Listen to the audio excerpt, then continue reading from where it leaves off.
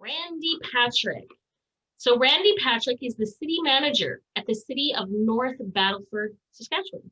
He holds a doctorate in strategic leadership and foresight and master degrees in leadership and business. Randy has been a member of the Rotary clubs in Yellowknife, Thompson, Chestermere, and now North Battleford. Randy is married to Luna, and they have 6 adult children as well. So kudos to Randy. I would like to introduce Randy Patrick from our North Battleford, Saskatchewan club, and he's going to go over operations with you, and he also has some screen sharing that he's going to show you some of the tips and tricks of the trade. Oh, Randy, you're on mute still. Working on. Thank you very much. I hope to help people understand a little bit more around what's going on here. I am going to try to keep this very short. The reason is that I've sat through these, and for me it's going to be 10 o'clock when we're finished, so it's a late enough night, and they gave me 30 minutes, but I'm going to try and do it in a little bit less. And I want to talk about the clubs in general. You can see the club operations right now, I believe. Okay. I think that one of the things that really it's not explained very well, and a lot of people will know this, but some might not, is that your club is typically set up as a nonprofit through the province and or territory, and it's a legal entity. You're the keeper of that legal entity for your time period, and it's not a charity typically. That's a much more complicated thing. There are a few clubs that are charities, so you can't issue charity receipts most of the time, and that's a Canada revenue thing. So I'm not going to talk about that, but I just want to define the difference.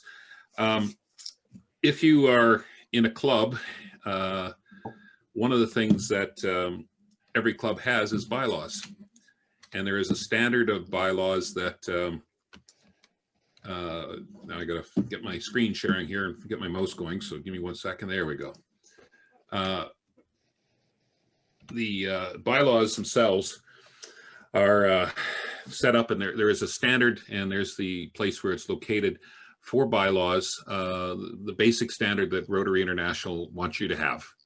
Those bylaws, when you put them together, have to also match your provincial regulations. So, you know, there'll be stuff in provincial ones or territorial ones. Sometimes it says if club disbands, how the assets are dispersed, for example. So that's often in a lot of them. I believe it's in the Alberta one. You know, but your laws are going to be different than mine. And so I don't want to talk about specifically about them, just generally. One of the things with bylaws is I'm a city manager, and I live with bylaws. That's how everything's operated. The bylaws are really the constitution for the club, I think is the best way of phrasing it. And you really should look at them. Most people don't bother, I think. And I have heard a number of conversations today about a lot of people have taken advantage of COVID and actually looked at the bylaws. So I apologize to those people. Maybe it's a little bit late, but there's some main sections around bylaws that you probably should know about. There's a definition section on everything, and it's going to give some definitions. It might say what a member is. It might say, you know, a lot of different things. When you get into the bylaw, you'll find that you want to define things because you don't want to keep repeating it over and over again, or you need to have some actual honest to goodness definitions, and it's easier to find them in one spot than in the middle of a document. We did spend a bit of time on the board itself and the election of the board, so I don't want to spend much time on talking about that. But I do want to, you know, there's time frames, typically a year, for when elections and terms of office.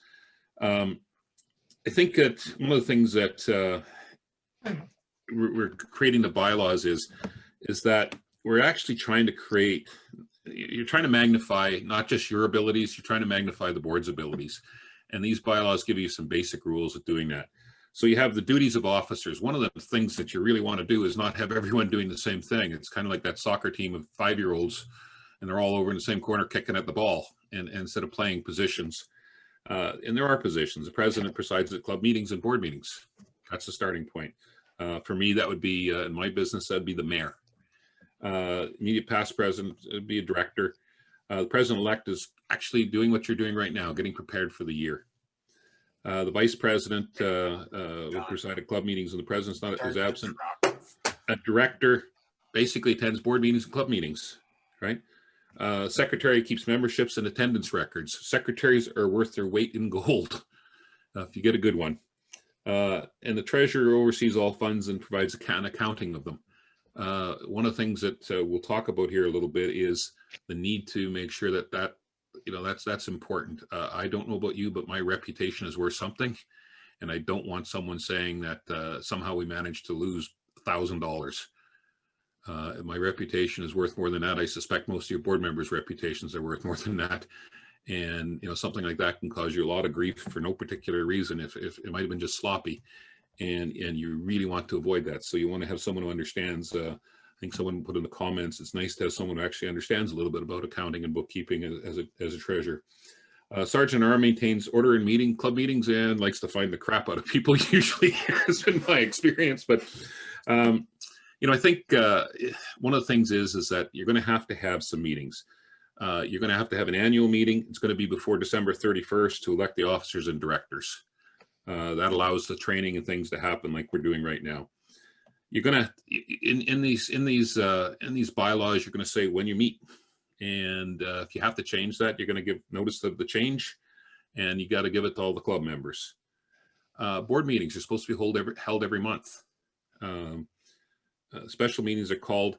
One of the things that you have is an ability to call a special meeting by a president, or two directors can call one if there's a reason for it. They believe there's a reason for it. It doesn't require the president if two board members are in agreement that they need to call a special meeting of the board.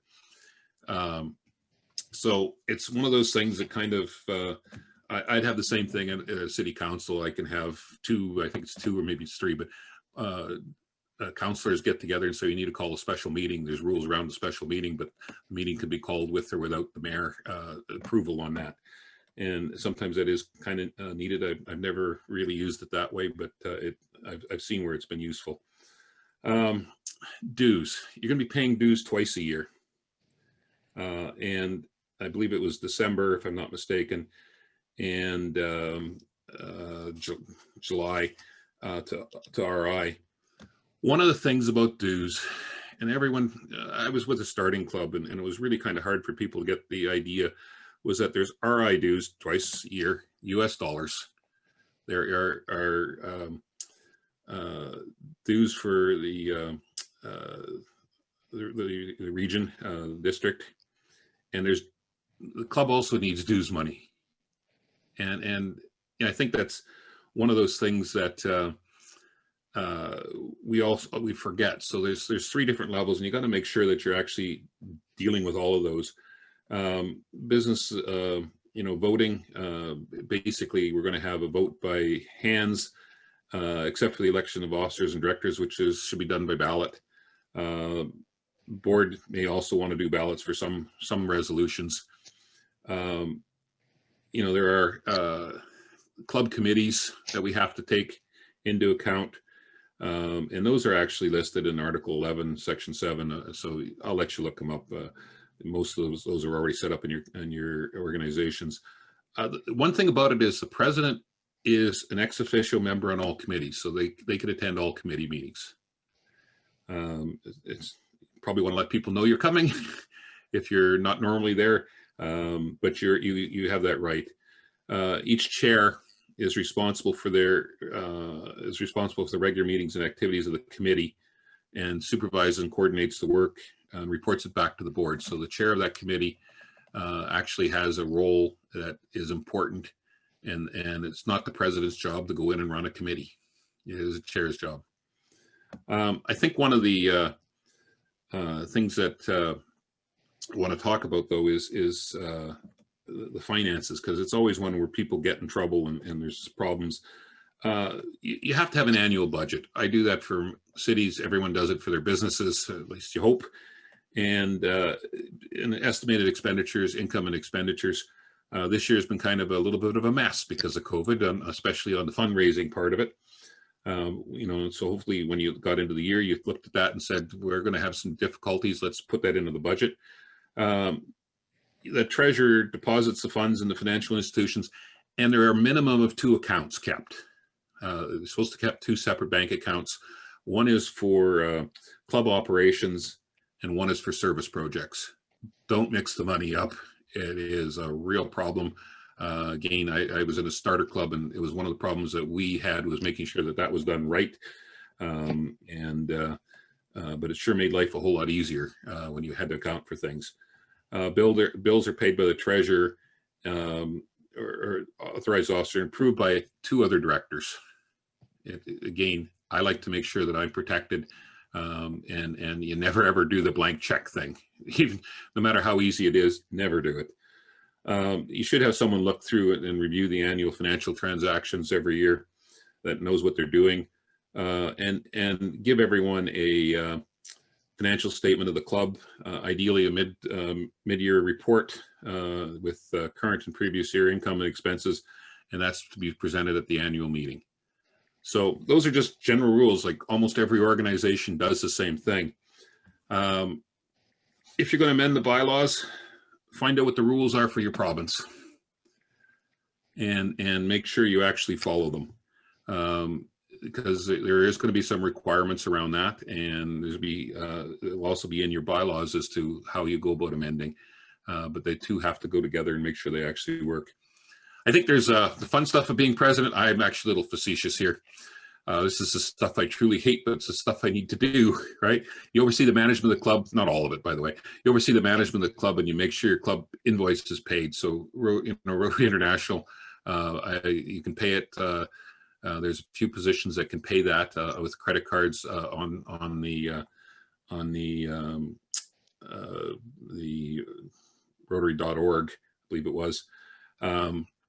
We're supposed to encourage members to attend district training meetings. This one is a real challenge for just about everyone, I find. And by the way, I appreciate the number of people who do show up to these fairly regularly. For, this is one of the benefits of Rotary, is that you actually get this kind of training before you walk into the job. Part of your job is to minimize risk. We'll talk a little bit more about that associated with club activities. You want to make sure that your logos are being properly used. Rotary wants to protect those logos. So you start making funny pictures out of them, you start to degrade the brand. And really your job is to make sure that never happens. It's done properly, the colors are right, all of that sort of thing.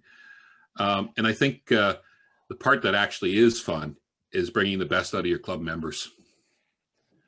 I think that's what leadership is, and I suggest, as I said, that is the fun stuff. So that's not where I think that you actually have to, that's the whole idea, is to be better than you were. One of the things I was asked to talk about was risk management. And noticing the time, so I may be rushing this a little bit, and I do apologize, but I don't want to keep you too late. Risk management. You got to think before your activities. My job and senior management jobs in all sorts of businesses is risk management. It's a starting point. You want to make sure that you see risk, you find out what it is, and you try to minimize it. You find ways to, reduce, and where you can't do it, you make sure that there's also insurance coverage. Don't forget, you have a legal issue. You may find yourself paying out dollars of your own money if you haven't covered yourself properly, because you're in charge of this organization, you're in charge of it. And I want to make sure that no one has that problem ever. I haven't actually heard of it in Rotary, but I know in other organizations, if you don't cover yourself and think about what you're doing, and part of that, for example, even something as simple as having the 2 signatures and never writing a blank check, never signing a blank check, that's covering yourself. That's risk management. One of the things that Rotary often will have is some events where there's drinking involved. Be very careful around drinking events. Ideally, you use someone else's liquor license so they take the responsibility. Make sure there's the cab rides if people need them. But one of the things that you don't go and have real swords at a sword fighting event. That would just be kind of normal. And if you are doing something like that, then you figure out how to lessen that risk. You modify the activities so that you're not going to find yourself in a lot of trouble. And one of the things that we want to make sure that you're aware of is that any of these activities that you're going to do, check to make sure you're covered by insurance. We changed insurance providers a year or so ago, I understand. So things that may have been covered in the past may or may not be right now. So don't assume that because you've done it for 25 years, you're covered. If you have an activity and you want to find out about it, and you should want to find out about it, is go to our insurance provider and ask them in writing to provide you with information of what your coverage is for that type of event. They can do that. I understand they're quite happy to do that. But I want to make sure that everyone has, because we have changed insurance companies, that you do know what your coverage is. And I don't want you being surprised and finding you weren't covered after the fact when you really need to have been covered. Look at contracts. One of the things that I've seen is wine tasting, and the contract was for us was with a store that actually sold wines. We spelled out that we were using their liquor license, that it was we weren't responsible for the operations of that. You spell that out, and you make sure that on something like that you have some legal counsel. If you have a member that's a lawyer, might help. But someone else has taken a look at that document to make sure that you're covering yourself. I think one of the things that needs to be remembered is that every year when you put something on, especially ongoing stuff, take a look at your procedures. Make sure there's procedures in place for what you think you're going to have, and then every year go back and take a look at them and fix them for things that were wrong. Right? That guide to the next person who wants to put the lottery on.